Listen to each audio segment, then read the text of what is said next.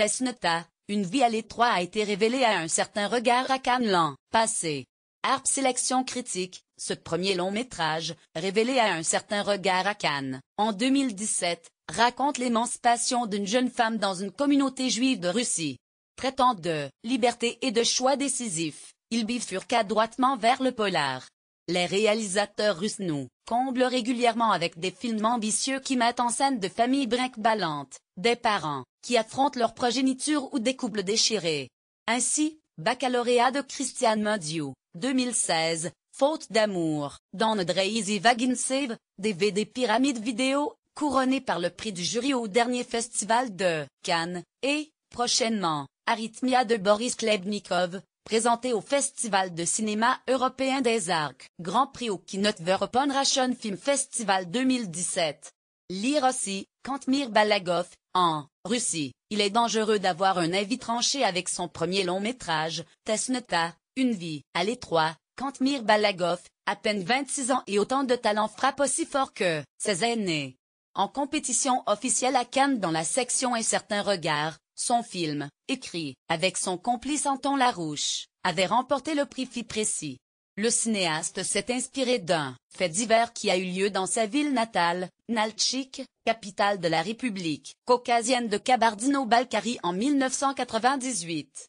Une voix off relate ce qui est arrivé à Ilana, 24 ans, et sa famille, Daria Zovné, remarquable de naturel. La jeune femme, un vrai garçon, manqué, travaille dans le garage de ses parents aux côtés de son mécanicien de père, son frère, David, et sa fiancée, Léa, qui viennent de fêter leur fiançailles selon la tradition juive, sont kidnappés par des cabardes. Leurs parents sont décontenancés, les ravisseurs demandent une rançon qu'ils ne peuvent payer. Pas question d'appeler la police, la communauté se réunit pour demander de l'aide aux habitants du village. Chacun réagit selon sa conscience, ses croyances et ses convictions. Dina, la mère possessive, ne vit que pour ses enfants, son époux aimant paraît plus ouvert. La mère de Léa l'a élevée seule.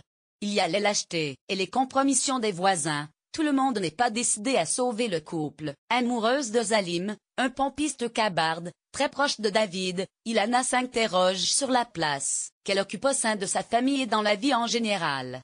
Vie cadenassée, le rabbin lui a proposé un travail, mais elle préfère tripatouiller les moteurs avec son paternel.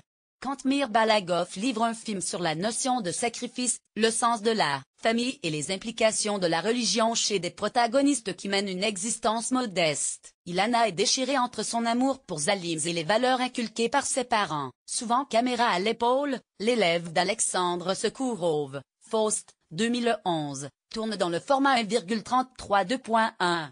Suit ses personnages au plus près en situant son récit dans le contexte historique de ces années-là. Les guerres sont encore dans toutes les mémoires ainsi que l'oppression russe, images violentes, de soldats torturés et égorgés sur une VHS que regardent Zalim et ses copains. À travers une jeune femme à l'étroit, enfermée dans une vie cadenassée, Tesneta traite d'émancipation et de liberté avant de dévier vers le drame et le polar. Redoutablement efficace. Tesneta, une vie à l'étroit, drame de Kantmir Balagov.